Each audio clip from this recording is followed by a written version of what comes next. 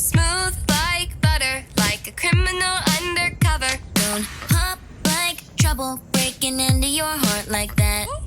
Cool shade stunner, yeah, owe it all to my mother.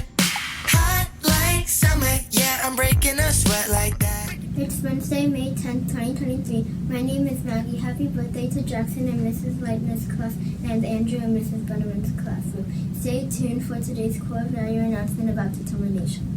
American writer Dennis Waitley said, "Determination gives you the resolve to keep going in spite of the roadblocks that lay before you.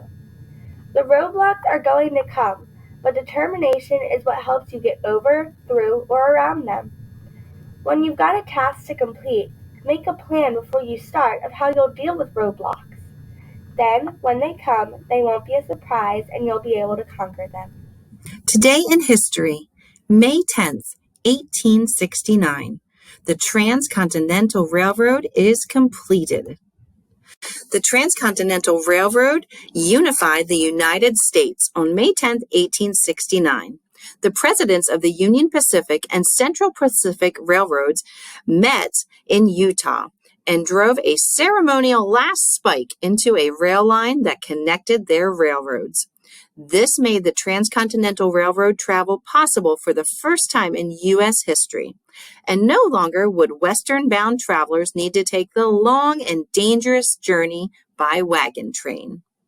Since at least 1832, both Eastern and frontier statesmen realized a need to connect the two coasts. It was not until 1853, though, that Congress appropriated funds to survey several different routes for the Transcontinental Railroad.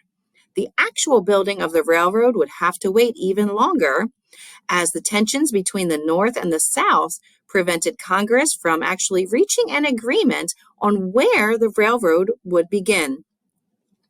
1 year into the Civil War, Congress passed the Pacific Railroad Act, which guaranteed public land grants and loans to the two railroads it chose to build the transcontinental line, the Union Pacific and the Central Pacific. With these in hand, the railroads began work in 1866, from Omaha and Sacramento, forging a northern route across the country. In their eagerness for land, the two lines built the railroad right past each other, and the final meeting place had to be renegotiated. Harsh winters and staggering summer heat and the lawless, rough and tumble conditions of newly settled western towns made conditions for the Union Pacific laborers, mainly Civil War veterans, very miserable. The overwhelmingly immigrant Chinese workforce of the Central Pacific also had its fair share of problems, including brutal 12-hour workdays laying tracks over the Sierra Nevada mountains. On more than one occasion, whole crews would be lost to avalanches or mishaps with explosives.